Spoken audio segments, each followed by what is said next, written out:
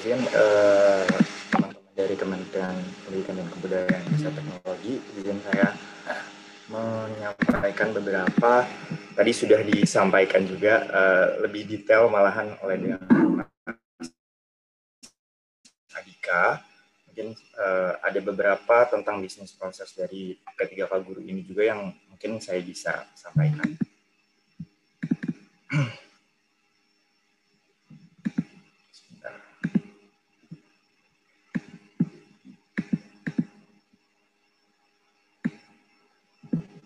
Ya, sebelumnya mungkin teman-teman dari Dikbud juga sudah mengetahui bahwa kita ada 3 kali ujian seleksi, di mana sebelum ujian seleksi itu juga ada tahapan yang cukup penting, yaitu pertama adalah pada tahapan pertama memang ada seleksi administrasi yang dilakukan oleh Kementerian Pendidikan dan Kebudayaan Riset Teknologi, itu by system. Jadi teman-teman mungkin sudah ada dari pelamar, sudah ada yang melakukan verifikasi verbal ijazah yang tadi sudah disebutkan.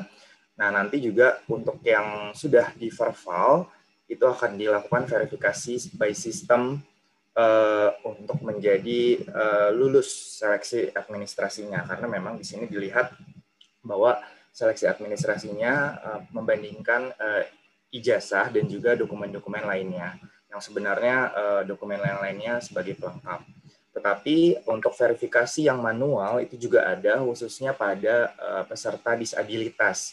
Jadi peserta disabilitas ini memang harus diperiksa link videonya, apakah sudah betul yang bersangkutan mempunyai disabilitas dan juga derajat kedisabilitasannya sudah sesuai, dan juga memeriksa surat disabilitasnya. Jadi itu yang manual sebenarnya, hanya peserta disabilitas. Lalu nanti juga ada masa sanggah untuk peserta yang mungkin di disabilitas itu dilakukan TMS dikarenakan entah mungkin nanti dari Dikbud untuk yang disabilitas juknisnya seperti apa jika di TMS-kan. Lalu ada pengumuman dan juga ada ujian seleksi. Mungkin ujian seleksi tadi juga sudah disampaikan bahwa untuk tahap pertama ini memang hanya 2 kategori, yaitu adalah tenaga honorer K2 dan juga guru non ASN yang mengajar yang datanya mengajar pada sekolah negeri. Nah, untuk PPG dan guru swasta itu tetap memilih, tadi sudah dijelaskan oleh Mas Adika, bahwa jabatannya dan sekolahnya itu tidak keluar, memang seperti itu. Tetapi yang bersangkutan untuk 2 kategori itu harus menyelesaikan pendaftaran atau final resume kami bilangnya final resume atau submit gitu.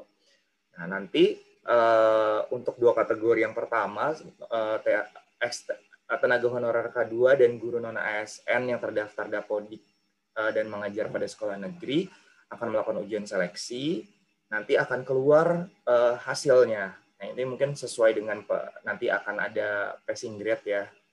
Nah, untuk peserta yang itu udah masuk peserta ujian yang lulus maka langsung masuk ke pengumuman prasanggah. Nah, untuk yang tidak lolos masuk ke pengumuman prasanggah, lalu nanti akan dilakukan jawab sanggah. Nah, di sini sanggahan ini hanya untuk sanggahan nilai. Nah, mungkin karena di sini sudah menggunakan sistem dan mungkin dari UNBK karena menggunakan sistem UNBK sudah by system juga langsung karena sudah dikoordinasikan juga dengan bagian pusat pengembangan sistem seleksi, standar dari ujiannya itu seperti apa. Nah, nanti ada mudah-mudahan sanggahnya itu tidak terlalu krusial atau tidak ada kesalahan dari nilai, karena nilai nanti juga diolah oleh di BKN seperti itu. Karena tetapi nilai dikirim dari Kemendikbudristek.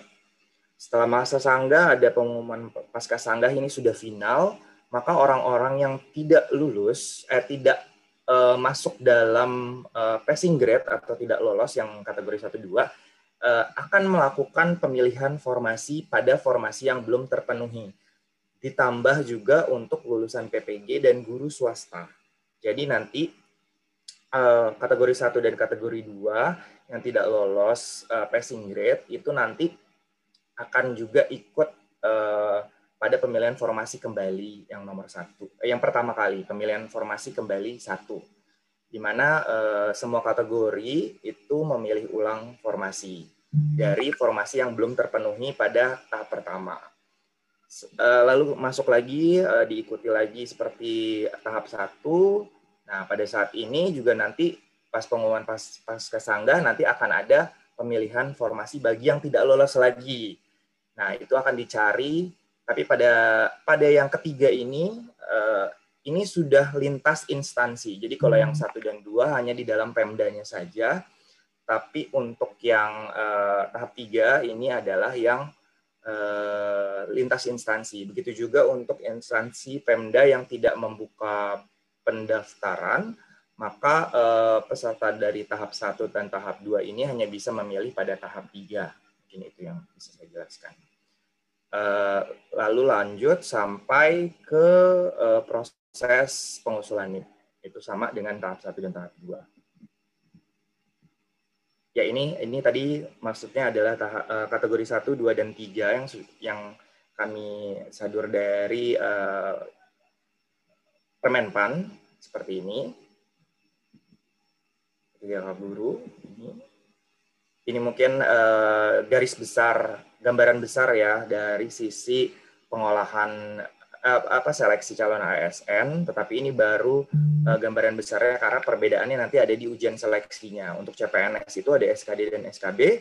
Untuk P3 Kanon Guru itu ujiannya hanya ada seleksi kompetensi 1 kali, tetapi untuk P3K Guru ada 3 kali ujian seleksinya, 3 kesempatan, mungkin bukan 3 kali ya. Kalau CPNS memang 2 kali SKD dan SKB. P3K Guru itu seleksi administrasi sudah pasti, lalu ada 1 kali ujian seleksi kompetensi. Tetapi kalau yang P3K Guru ini ada 3 kali kesempatan untuk ujian. Oke, ini juga sudah dijelaskan bahwa seluruh pelamar, baik kategori apapun itu semuanya harus sudah melakukan pendaftaran dan menyelesaikan pendaftarannya. Lalu ini mungkin yang perlu digarisbawahi adalah sistem itu melihat bukan pada di mana yang bersangkutan itu mengajar, tetapi menyesuaikan dengan sertifikat pendidik dan atau kualifikasi pendidikan yang dimiliki oleh pelamar tersebut. Jadi bukan dari sekolah yang bersangkutan mengajar gitu. Dan nanti akan muncul di sistem jabatan apa saja yang cocok dengan pendidikan dan sertifikat pendidiknya. Nah, lalu setelah memilih jabatan, tadi baru nanti akan keluar tersedia sekolah yang untuk jabatan itu di Pemda itu pada tahap 1 apa saja. Itu. Ya. Nah, untuk lokasi ujian juga nanti menyusul mungkin dari Kemendikbudristek yang akan mengumumkannya setelah nanti mungkin pelamarnya sudah dikumpulkan, baru di mapping. Mungkin nanti mohon informasinya juga untuk jadwal ujian, karena memang banyak sekali pertanyaan di mana lokasi ujiannya. Terus, nah ini yang nomor 5 dan nomor 5-nya 2 kali. Seleksinya sudah tadi untuk kategori, untuk kompetensi 1 itu THK 2 dan guru non-ASN negeri, yang sekolah di negeri. Lalu untuk kompetensi 2 adalah peserta seleksi kompetensi 1 yang tidak lulus, dan juga guru swasta dan lulusan PPG. Lalu untuk yang tahap ketiga, semua peserta yang tidak lulus dan bisa memilih formasi di seluruh wilayah Indonesia. Nah, ini mungkin sedikit gambaran yang tadi sudah dijelaskan.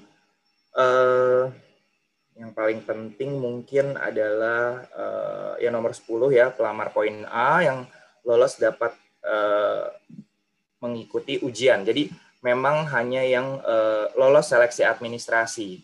Jadi tadi mungkin ada seleksi administrasi by system, tetapi ada yang manual. Yang manual itu hanya untuk yang disabilitas. Dan mungkin aja ada yang peserta disabilitas ini yang tidak lulus seleksi administrasi. Nah, itu bisa mengajukan sanggah.